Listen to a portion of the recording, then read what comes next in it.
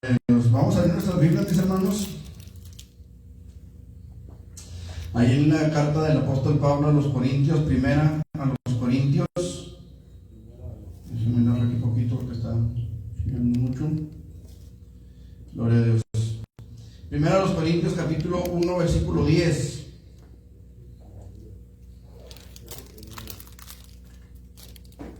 ¿1:10? ¿Lo tenemos todos?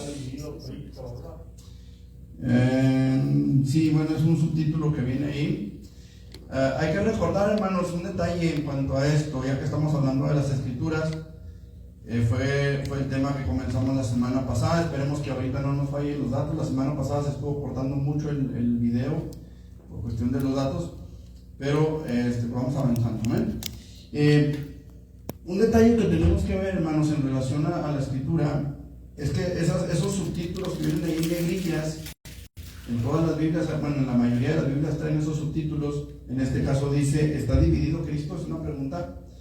Esos subtítulos, hermanos, no son, repito, no son parte de las escrituras originales. Esos subtítulos no aparecen en las escrituras originales. Son subtítulos que los editores de las Biblias les han puesto. Esto con el fin de darnos a nosotros una idea del tema central de ese pasaje, pero no es parte de la escritura original. Quizá en algunas Biblias dirá, está dividido Cristo, y en otras tendrá otro título de acuerdo a lo que los editores consideran que es el tema central, pero no es parte de la escritura inspirada. ¿Sí me expliqué? Eso es importante que lo entendamos. Esos subtítulos están ahí para darnos una idea solamente de cuál es el tema central de acuerdo a la perspectiva que tuvieron los editores bíblicos. ¿Estamos? Ok. Dice la palabra del Señor, versículo 10. Os ruego pues, hermanos, por el nombre de nuestro Señor Jesucristo, que habléis todos una misma cosa, y que no haya entre vosotros divisiones, sino que estéis perfectamente unidos en una misma mente y en un mismo parecer. Padre, en el nombre de Jesús, en esta mañana nos presentamos delante de ti, dándote a ti toda la gloria, la honra y la alabanza que somos capaces de entregar, Señor. A ti te lo entregamos, porque tú eres digno, porque tú eres fiel, porque tú eres santo. Queremos pedirte que limpies este lugar, Señor. Reprendemos toda obstrucción, reprendemos toda obra de las tinieblas, reprendemos toda brujería, toda hechicería, toda santería, todo chamanismo, todo aquello que quiera entorpecer, Señor, la obra de tu iglesia, la obra de tu Espíritu Santo en este lugar. Lo reprendemos en el nombre de Jesús. Toda idea, pensamiento, sentimiento, emoción, todo aquello, Señor, que estorbe, lo echamos fuera en el nombre de Jesucristo. Y te pedimos, Dios, que tú limpies los aires, que sea derribada toda hueste demoníaca, Señor, y que haya libertad en este lugar para que podamos alabar y glorificar tu nombre, tanto en la escuela dominical, en nuestro servicio a ti, en el culto que estaremos rindiendo a ti, Señor, y en la predicación de tu palabra. Señor, sea tu nombre glorificado, Padre, en Cristo Jesús. Amén. Amén. Que el nombre de Jesucristo sea glorificado. Aleluya. La semana pasada, hermanos amados, estuvimos hablando un poquito, una introducción al tema o a los temas que vamos a estar viendo con relación a este nuevo estudio.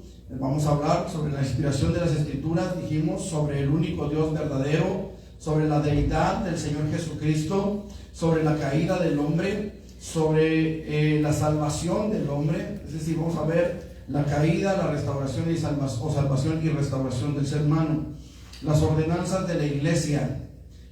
Vamos a hablar sobre el bautismo en el Espíritu Santo, algo que es tan necesario en la iglesia.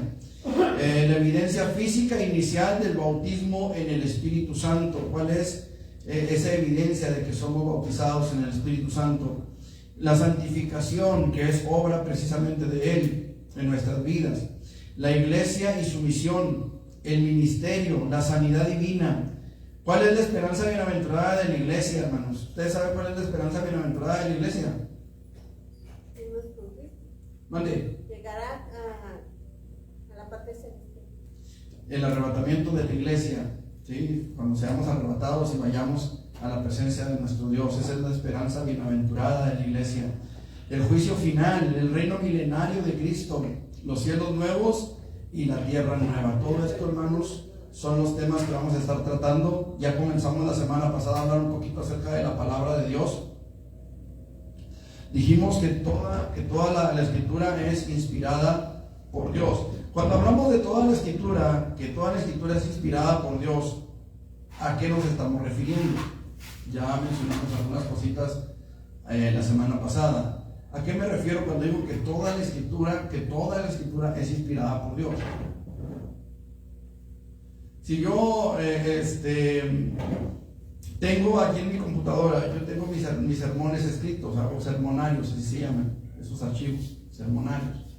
Cada sermón que yo predico, yo lo tengo escrito aquí en la computadora, aquí los escribo. Pregunto, ¿esos sermones, yo puedo decir que son palabra inspirada por Dios? ¿Sí o no? Sí, lo que yo escribí en la computadora. Se supone que son sermones conforme a las escrituras. La pregunta es, ¿son palabra inspirada por Dios o son producto de mi estudio sobre la palabra de Dios? ¿Qué son? Es producto de mi estudio, de mi razonamiento, de mis emociones. Todo está impregnado allí en lo que yo escribo, ¿sí? Eso, hermanos, no puede ser considerado palabra de Dios tal cual. Puede sentarse, hermano, siéntese. ¿Por qué? Porque no es la escritura. Está basado en la escritura, pero no es la escritura. Hay una diferencia ahí. Lo que está escrito en este libro sí es palabra de Dios. Repito, excepto esos subtítulos que a veces están ahí en algunas Biblias. Eso no es la palabra de Dios. Son subtítulos que alguien puso conforme a su estudio, ¿sí?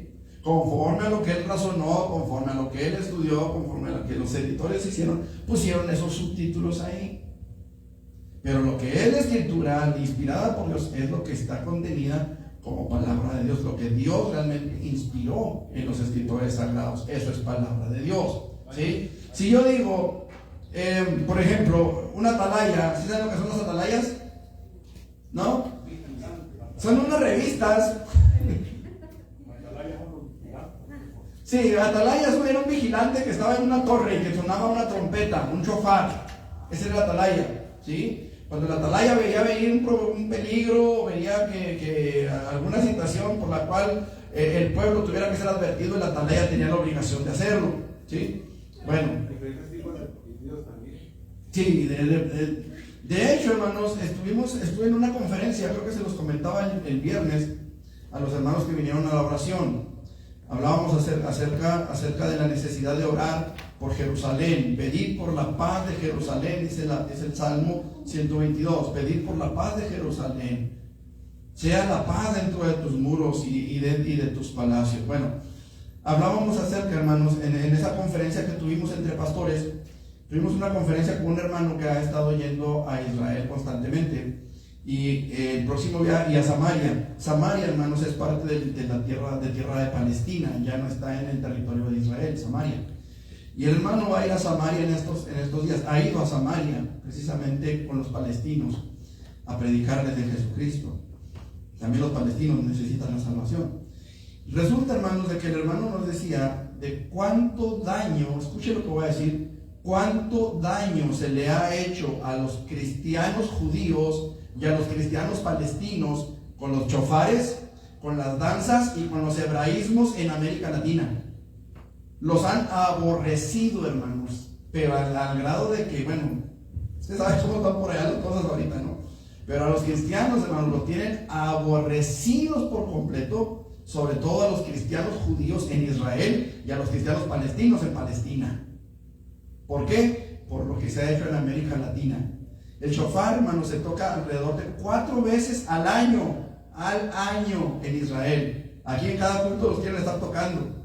Y en lugar de decir un amén, un gloria a Dios, suenan su shofar. Eso, hermanos, en Israel, a los cristianos, por esos detalles de América Latina, por eso los tienen aborrecidos allá. Por los hebraísmos que se están queriendo usar aquí, hermanos, sin ser judíos. Mucha gente quiere ser judía.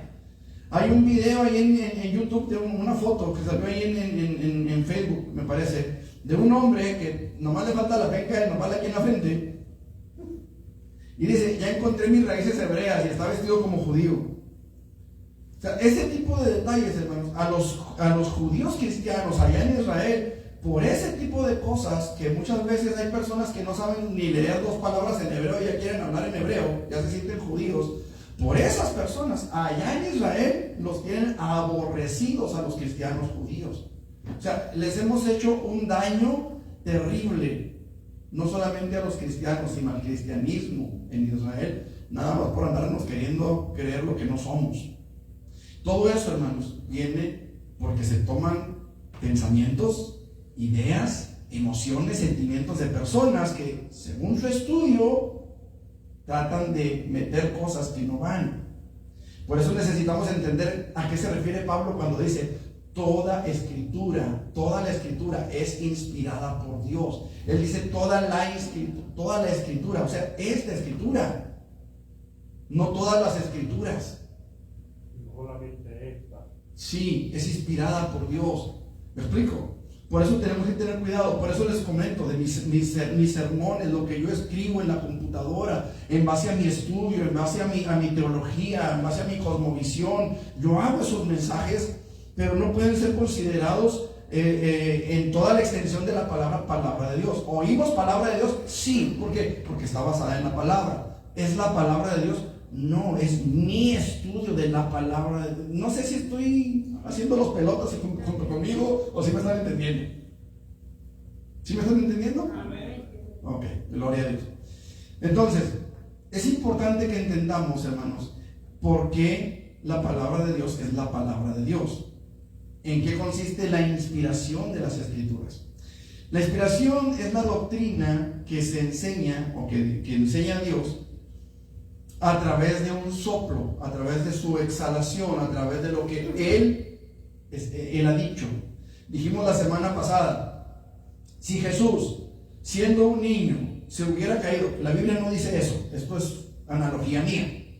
Si Jesús se hubiera caído y se hubiera raspado y hubiera dicho ay, ese ay hubiera sido palabra de Dios, aunque no estuviera escrita. ¿Por qué? Porque Él era Dios. Él es Dios. Jesús es Dios. ¿Sí me explico? A eso me refería la semana pasada cuando hablábamos acerca de eso. Todas las cosas que Jesús dijo son palabra de Dios porque Jesús es Dios. Aunque no hayan sido palabras escritas en este libro y que nosotros a lo mejor nunca vamos a conocer y nunca vamos a saber. Por ejemplo, si María le dijo, ve a las tortillas, y Jesús le dijo, sí, mamá. Eso no está escrito aquí. Sin embargo, ese sí, mamá, es palabra de Dios, porque Jesús es Dios. Entonces, este versículo que dice Jesús lloró, es sentimiento de Dios también. Sí, ¿Verdad? sí, está escrito por Dios. O sea, fue escrito porque Dios quiso que se escribiera. Ok, vamos a ver esto con más detalle, ¿sí? La inspiración, entonces dijimos, es la doctrina que enseña que Dios es el autor de la Biblia. En 2 de Pedro 1:21, ¿qué dice? 2 de Pedro 1:21.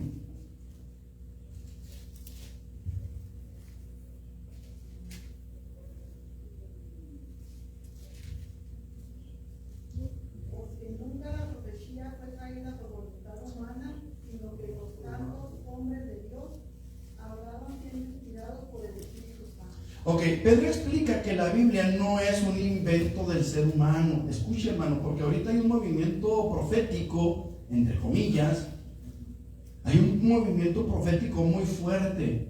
Usted llega a una iglesia y ya le están profetizando desde que usted entra. Cuidado, hermano, la profecía es algo que tiene que venir de parte de Dios, no de parte del pensamiento o del sentir, o escuche, de la psicología del hombre. Hay muchas iglesias en nuestros días, hermanos, en los que se maneja más psicología que palabra de Dios. Y ahí necesitamos tener cuidado. La profecía, hermanos, es algo que Dios está hablando, es algo que Dios habla. Hay iglesias, hermanos, que si no hay profecía, ya no estuvo el mover de Dios ahí. De hecho, usted va a ver en este movimiento apostólico profético que hay, si hay un apóstol, hay un profeta. Eso es de a fuerzas. Y regularmente es la esposa del apóstol. regularmente. Ahora, aquí tenemos que tener, hay detalles, hermano. Yo soy una persona que a lo mejor soy demasiado fijado en algunos detalles y a lo mejor no se me van, ¿verdad? Pero a mí me llama mucho la atención que las mujeres se llamen profetas, cuando en la Biblia se les llama profetisas, no profetas. Profeta era un varón, profetisa era una mujer. Y las hubo mujeres profetisas, hubo mujeres que profetizaron. Pero no se les llamaba profetas, se les llamaba profetisas. Y ahora me llama a mí mucho la atención, como el versículo dice que el Señor instituyó a unos apóstoles, a otros profetas, a otros pastores y maestros, etcétera, a otros evangelistas. Me llama la atención porque basados en ese versículo, que no dice profetisas, dice profetas, por eso a las mujeres les dicen profetas. Eso es un error, hermanos. Eso es un error doctrinal, que a lo mejor para muchos será un error mínimo. O sea, lo mismo es profeta que profetiza. O sea, en términos de, para Dios no hay hombre y mujer. No, pero tenemos que tener mucho cuidado, hermanos, porque si hay ese error, ese simple error en cuanto a la interpretación de un texto, pues cuánto más error puede haber en cuanto a lo que yo veo y lo expreso como si fuera profecía. ¿Sí me explico? Por ahí dijo San Calimán, dijo, no todo lo que los ojos ven resulta ser cierto. Mi pequeño Solín. O sea, a veces nos vamos por lo que vemos. Por eso hablábamos, creo, la semana pasada, ¿no? También, respecto a no juzgues por las apariencias. Porque a veces las apariencias muestran una cosa, pero tenemos que juzgar con justo juicio. Ahora, para que un juez juzgue con justo juicio necesita dos cosas indispensables para que un juez juzgue con justo juicio. Número uno, ser bueno. Y Jesús dijo, no hay bueno sino solo uno. Otra cosa que el juez necesita para juzgar con justo juicio es saberlo todo con relación al caso que está juzgando. Y nosotros no sabemos todo. Por ejemplo, cuando por ejemplo, la Iglesia Católica, ellos tienen muchos santos y cada año canonizan a diferentes personas. Canonizar significa elevar al grado de santo a una persona. Ahora, lo que me llama la atención es que para poder nombrar santo a una persona, la persona primero tiene que estar muerta. Tiene que estar muerta. ¿Sí? Sí. Muerta. Tiene que estar muerta. Pero ellos tienen que estar muertos físicamente. O sea, ahí ya te falló. Tienen que estar muertos físicamente, número uno. Número dos, tienen que realizar un milagro ya muertos.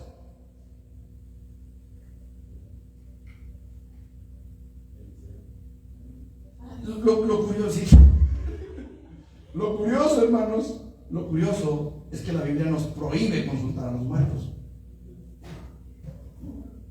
Prohíbe consultar a los muertos. Es más, no solamente lo prohíbe, ordena su muerte a pedradas. O sea, usted quiere que San Judita le haga un milagro, usted es digno de morir a pedradas, según la Biblia. Así está la Biblia, o sea, no es algo que yo me estoy inventando, ahí está. Porque está consultando a los muertos, ¿sí? Ok. Número 3. Regularmente, para que una persona sea canonizada, tienen que pasar más de 80 años de que se haya muerto. Sí, más de 80 años de que se haya muerto. O sea, cuando nadie, o prácticamente nadie, pueda levantar la mano para decir, no es cierto, yo lo conocí, yo supe cómo era. O sea, cuando ya nadie puede decir cómo era realmente la persona, entonces es cuando lo canonizan. Cuando ya no haya nadie que diga, no, era más lacra que le gustaba pedir prestado y no pagaba.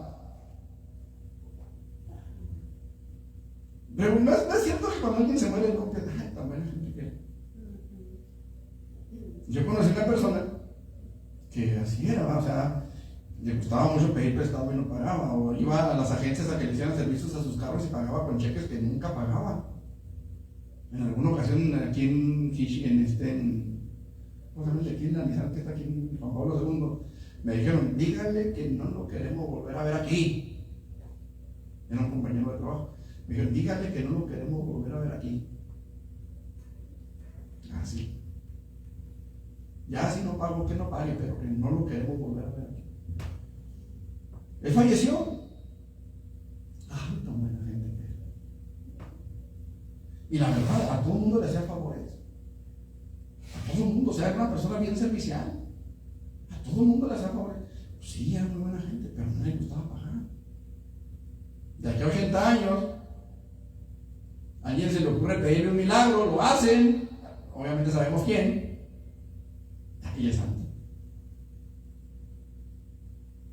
Entonces tenemos que tener mucho cuidado con todo esto, hermanos.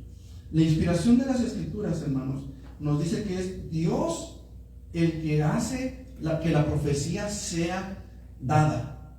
Yo no puedo venir y decir, Dios me dio una profecía de que esto y aquello, si Dios no me mandó. Tenemos que tener mucho cuidado con eso. Jeremías 23 nos advierte claramente, hermano, de todo eso. Ok. El texto bíblico, hermanos, no se originó en la mente humana, sino que los autores literalmente fueron cargados. Es la palabra que se utiliza, por decirlo de algún modo, cargados por el Espíritu Santo. Y en otras palabras, aunque cada autor humano escribió desde su propia experiencia y contexto, ¿sí?, y con su propio vocabulario y estilo, lo que ellos escribieron fue lo que el Espíritu los llevó a decir, ¿sí?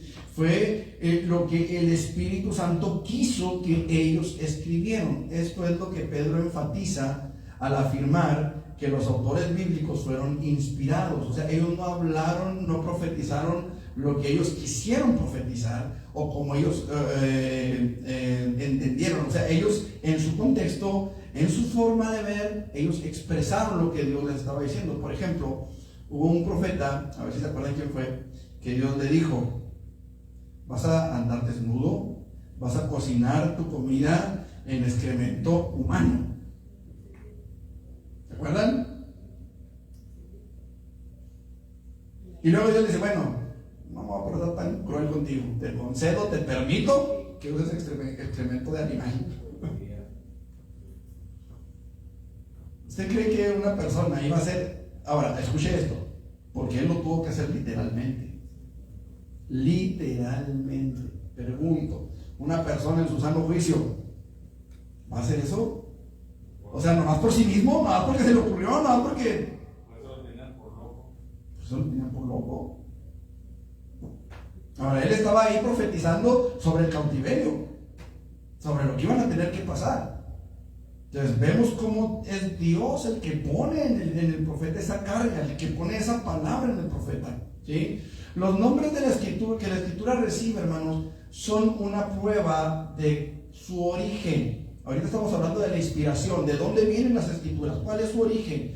Los nombres que las escrituras reciben, hermanos, indican su origen. ¿Cómo se llaman las escrituras? ¿Cómo se llama este libro? La Santa Biblia. La Santa Biblia. Ese Santa nos habla de su origen. Muchos se lo fijan en el día. Sí, la Biblia dice. Ahora, ¿qué significa Biblia? Conjunto de libros. Conjunto de libros, eso significa Biblia. ¿Por qué se llama conjunto de libros? Porque este libro consta de 66 libros diferentes. Bueno, en realidad son libros y cartas.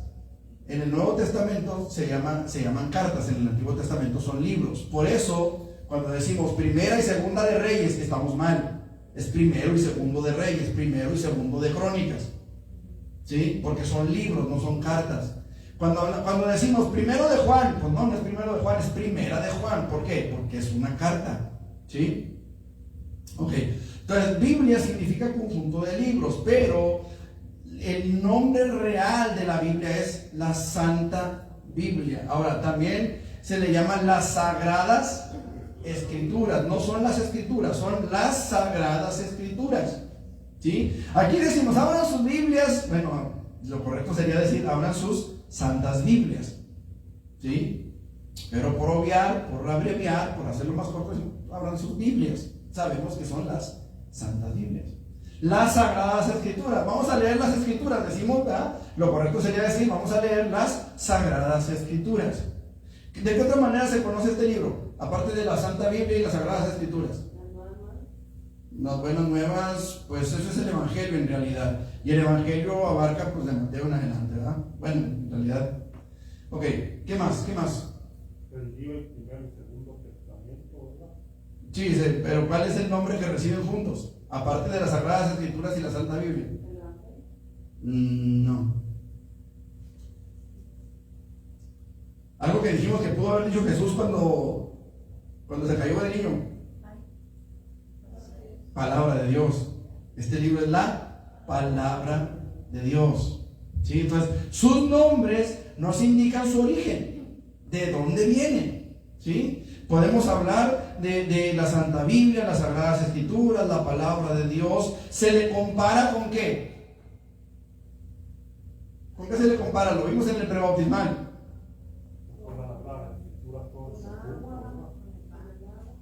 Se le compara con una espada de dos filos que penetra hasta lo profundo. ¿Qué libro tiene esas propiedades?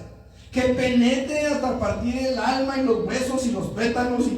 ¿Qué libro tiene esa propiedad aparte de este? Habrá libros que nos hacen llorar, habrá libros que nos hacen reflexionar, habrá libros que nos llevan paso a paso a una superación personal. ¿Les ha tocado esos libros? 7 pasos para la superación personal y 20 pasos para la prosperidad económica. Y son libros que a lo mejor nos llenan de conocimiento, pero que no parten nuestro espíritu, que no parten nuestra alma, que no rompen cadenas, que no hacen libre al cautivo de nada.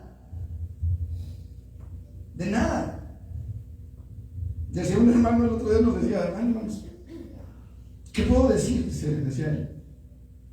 ¿Qué puedo decir en una reunión de los alcohólicos anónimos? Dice, ¿qué puedo yo decirles si una de las personas que están ahí se levanta y de repente estornuda? ¿Qué le puedo decir? ¿Puedo decirle salud? ¿Sí, hermano? ¿Qué le dices? Hermanos, salud, ya te recojan.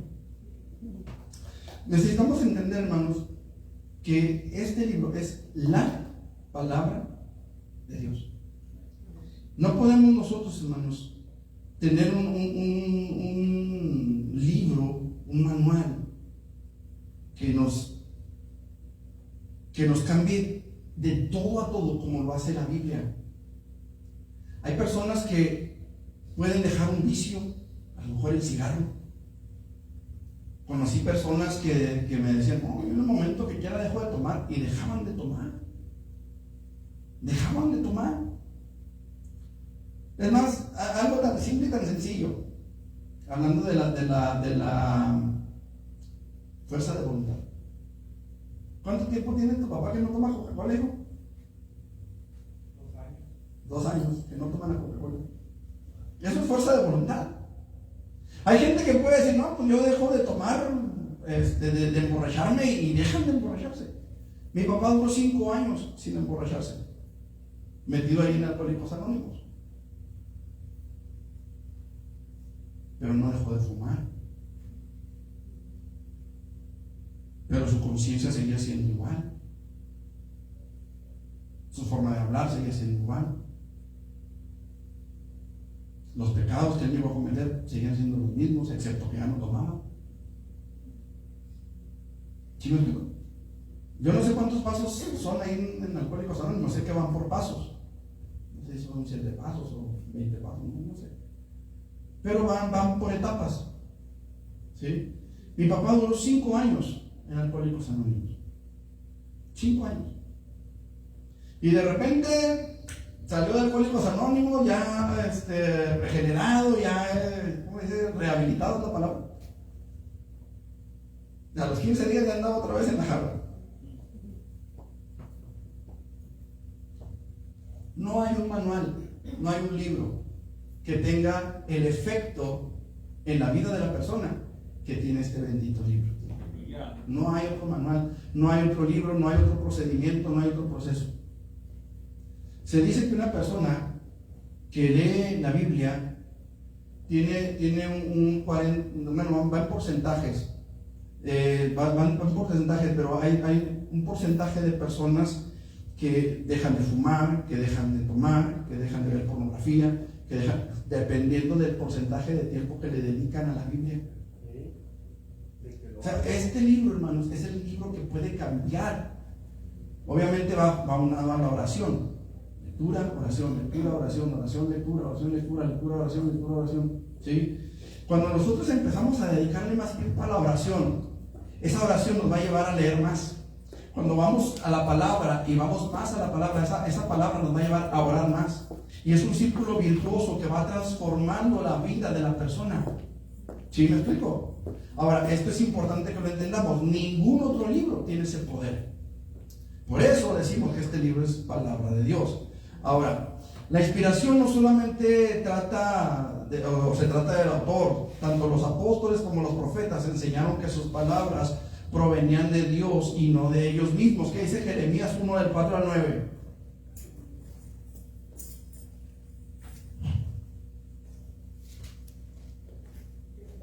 Sí.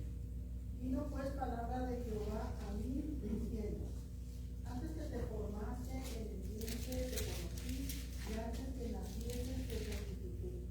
Te digo profeta a las naciones, y yo dije: Señor Jehová, he aquí no sé hablar, porque soy niño.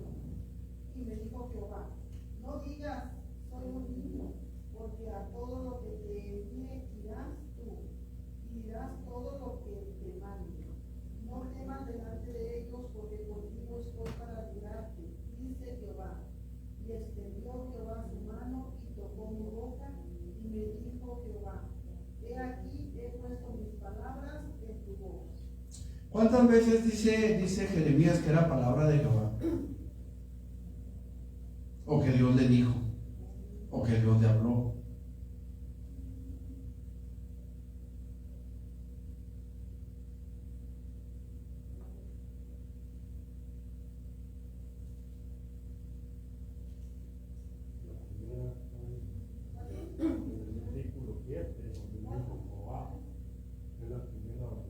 Si se fijan que en esos pocos versículos Jeremías nos dice, nos recalca y nos remarca que es palabra de Dios 4 veces.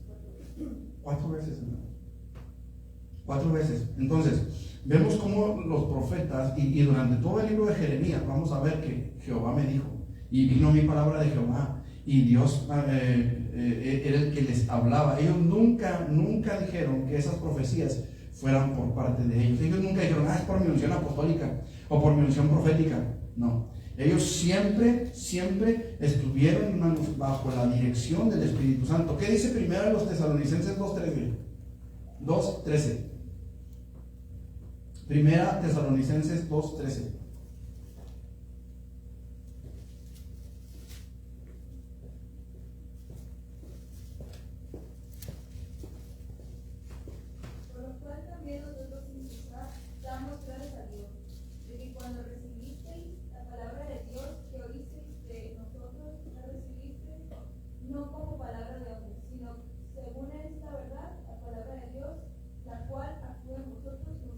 Ok, ahí dice, según es en verdad. ¿Sí? ¿En verdad dice?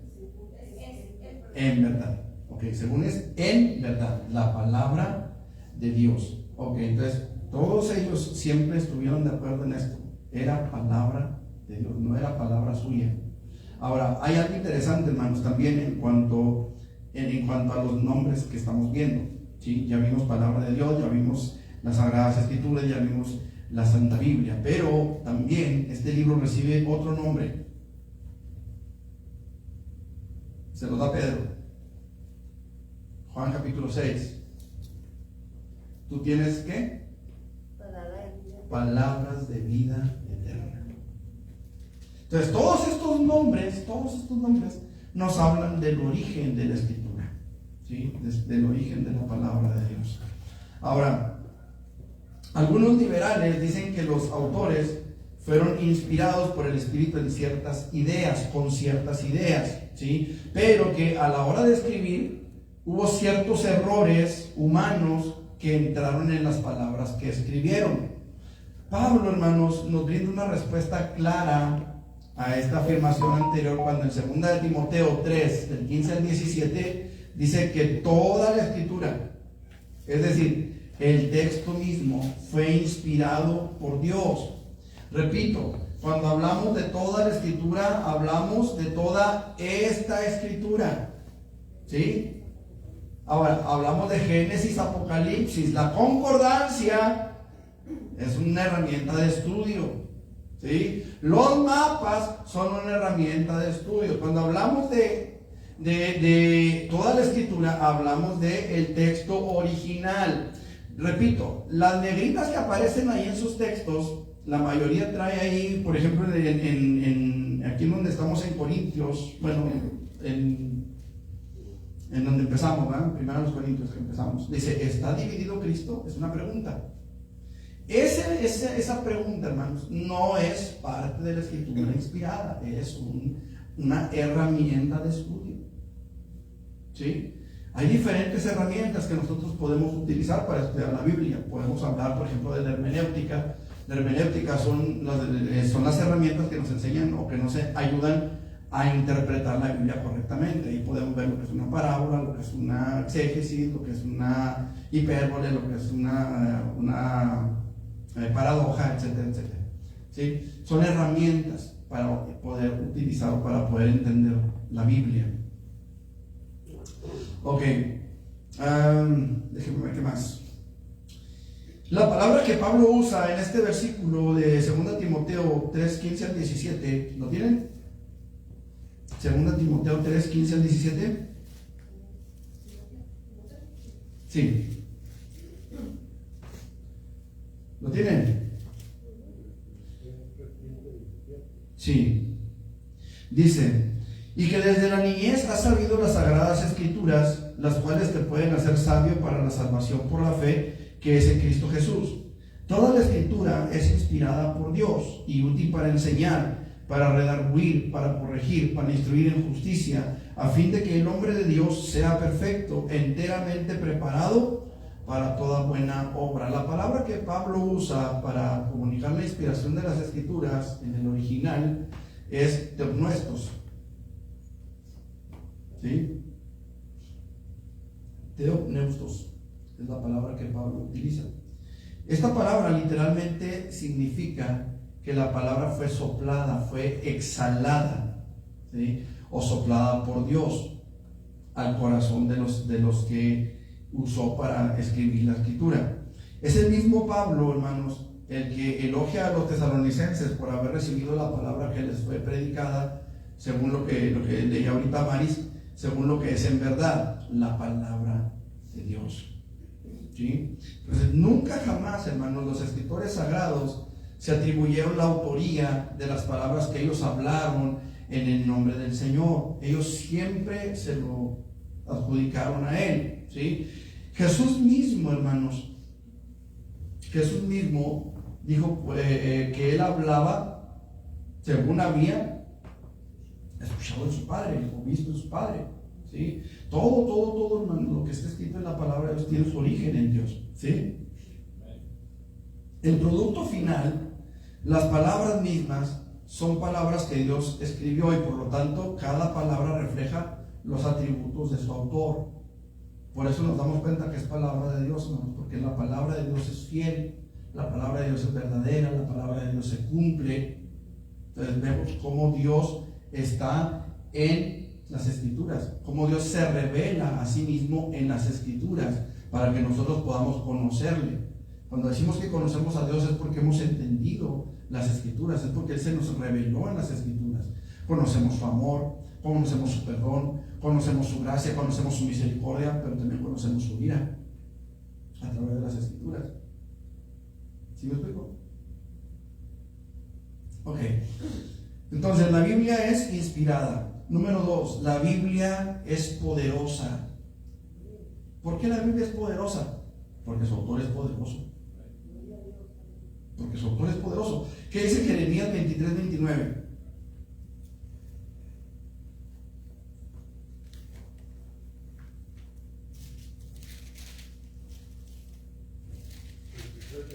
Sí. No es mi palabra como fuego, dice Jehová, y como martillo que quebranta la piedra. ¿No es mi palabra como fuego, dice Jehová, y como martillo que quebranta la peña? Lo que hablábamos ahorita. ¿Qué libro, de todos los libros que hay en el mundo, qué libro tiene el poder de transformar una vida como lo tienen las Escrituras? No hay uno. El único libro que puede transformar verdaderamente una vida son las Escrituras. Decíamos ahorita, podemos dejar a lo mejor el alcohol, podemos dejar a lo mejor el cigarro, pero hay otros detalles en la vida del hombre que son imposibles de romper. Por ejemplo, una persona me decía una vez, en mi vida he dicho una mentira, jamás he mentido, jamás. Él nunca había mentido. Según lo que sus palabras, ¿sí? Nunca había mentido. Pero de repente resulta que le dan el cambio de un billete de 500. Fue y compró algo con un billete de 500 y le regresaron el cambio de 500. Pero además le regresaron los 500. Y se fue bien contento. Él nunca había mentido. O sea, nunca había dicho una mentira. Sí, nunca había dicho una mentira. Pero era ladrón. Bueno, pero en otras Biblias tiene que haber mentira, ¿no? Si no está como esta, es mentira, ¿no? También. Pues sí, si no está como esta es mentira. Pero la cosa que es esta. La cosa que es esta. Él nunca había dicho una mentira. Pero era ladrón. Pregunto, ¿necesitaba ser transformado, ser cambiado, sí o no? Sí. Entonces, hay personas que pudieran decir, no, yo nunca he hecho esto. Y a lo mejor nunca lo hacen. Pero cuando vienen a la Biblia, cuando vienen a Jesús, se dan cuenta que han fallado en otras cosas. Y esas cosas en las que han fallado tienen que presentarlas delante de Dios. Y a través de la Biblia, Dios va tratando con ellos. El Espíritu Santo va tratando con nosotros. Para que podamos dejar aquello que según nosotros estaba bien. La Biblia es un espejo. La Biblia es un espejo donde tú te vas a ver tal como estás. O sea, cuando nosotros nos levantamos, recién levantados de la cama, y lo primero que vemos en el espejo, no decimos, ay, qué guapa amanecía, si voy a ir a trabajar. ¿Verdad que no? No, ¿por qué no? Porque el espejo sí nos dice cómo estamos. ¿Verdad? Algunos con una línea blanca por acá, unos con los pelos así como mojú, los ojos verdes y no precisamente por el iris. ¿Ah? El espejo nos dice cómo estamos. De repente vemos unos insectos negros volando así como sopilotes arriba de uno. ¿Cómo quién? El espejo te dice cómo estás. Realmente el espejo te dice cómo estás. A menos de que tengas espejos de esos que usan en las casas de espejos, ¿verdad? Que te hacen acá bien musculoso y resulta que estás video ahí.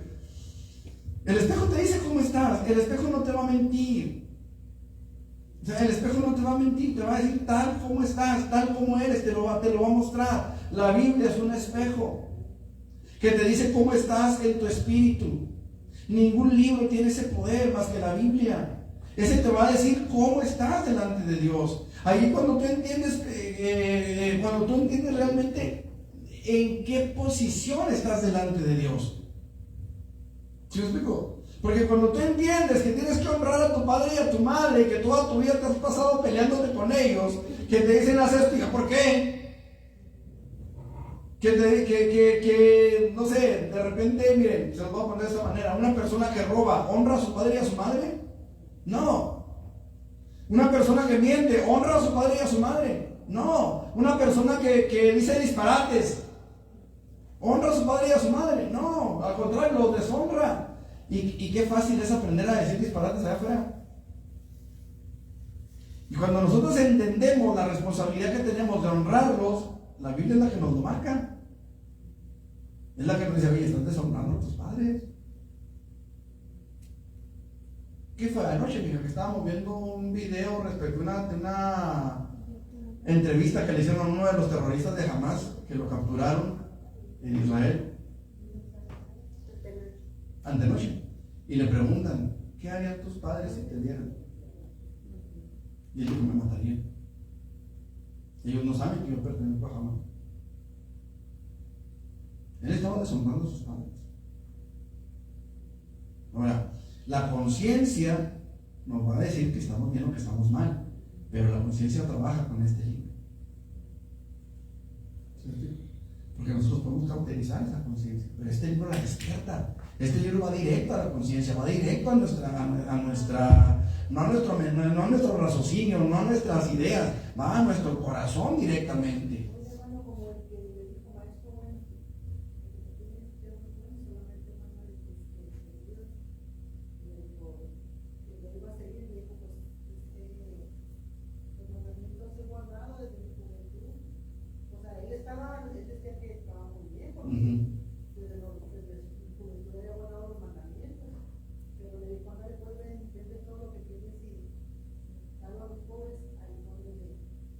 ¿Qué mandamiento estaba violando él? Ahí.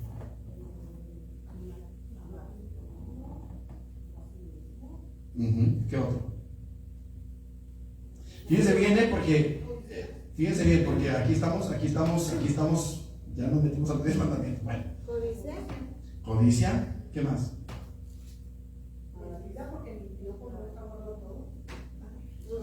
No guardo todos. Bueno, ahí la mentira fue, bueno, sí, se la dijo a Jesús. Pero ¿qué más le podemos sacar a este pobre hombre rico?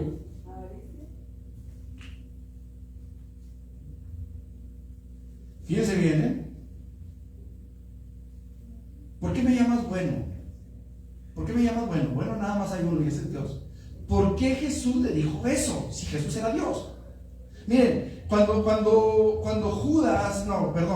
Tomás le dice, Señor mío y Dios mío, ¿por qué Jesús no le dijo, ¿por qué me dices Dios? Dios nada más es Él. Dios nada más es mi Padre. Jesús no le dijo eso. Jesús aceptó esa adoración. ¿Sí o no? Aceptó que lo adorara. Cuando Natanael, Jesús le dice, antes de que estuvieras cuando estabas allá debajo de la higuera, antes de que tu hermano te hablara, yo te vi. Y le dice, tú eres el Mesías, el Rey de Israel. ¿Sí? Ok. Jesús no rechaza esa adoración. Pero cuando este viene y le dice, bueno, sí le dice, ¿por qué me llamas bueno? ¿Por qué? Porque ese joven estaba usando su propio espejo. Porque ese joven estaba usando su propio espejo. Este joven se sentía bueno, porque había guardado todos los mandamientos, según él. Por eso Jesús le dice, ¿por qué me llamas bueno? Bueno, nada más hay uno y es el Dios. O sea, lo que Jesús le estaba haciendo ver a él era que él no era bueno delante de Dios. ¿Sí me explico? Ok, ahora, vamos bien, vamos a los mandamientos. ¿Cuáles fueron los que violó? Número uno.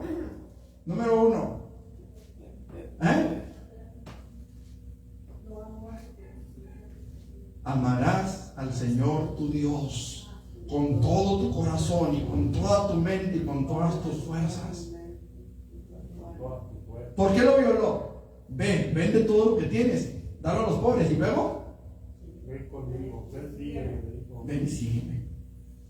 No lo sigan. Se fue triste. Entonces, primer mandamiento que violó, amarás al Señor tu Dios. No.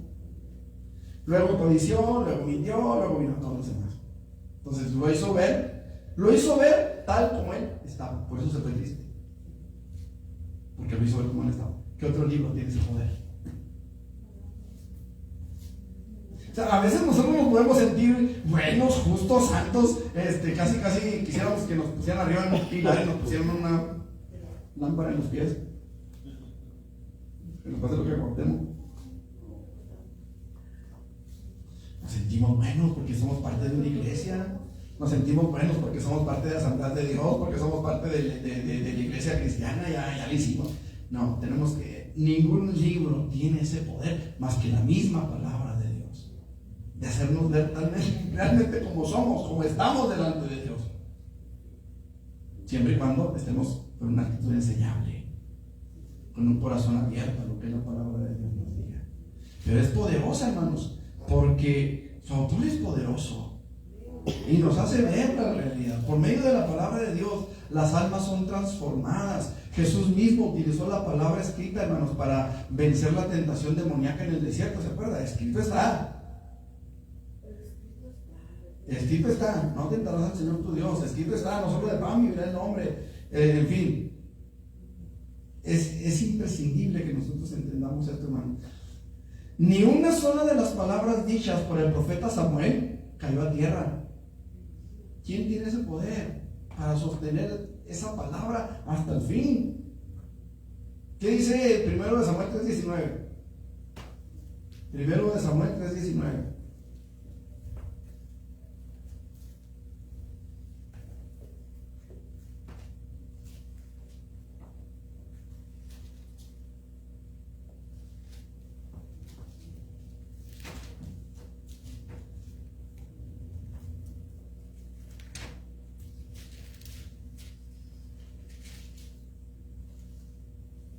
El 19.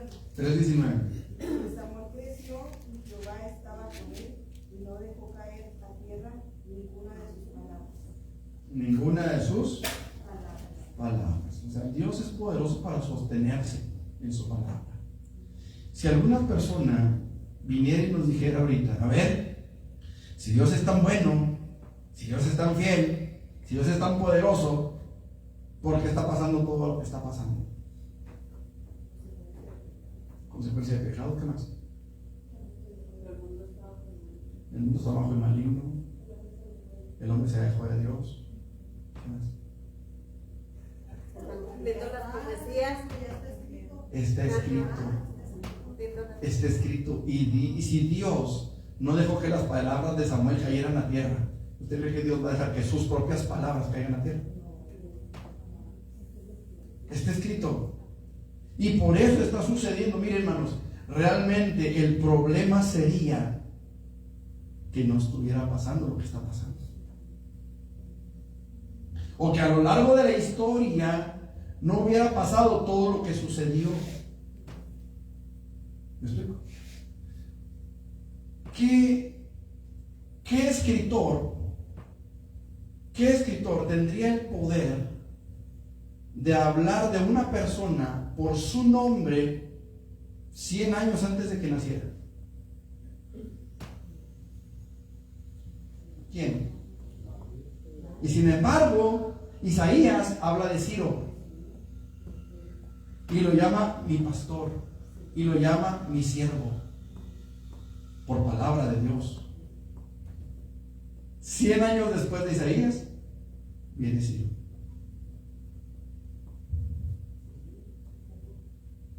¿Quién? O sea, ¿qué otro escritor pudiera tener esa revelación, o ese poder para que sus palabras se cumplan con muchísimos años de separación?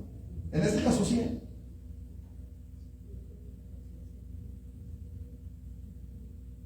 O sea, Dios es poderoso, hermanos, para hacer cumplir su palabra.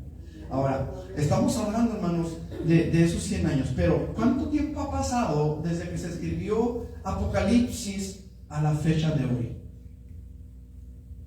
¿Cuánto tiempo ha pasado?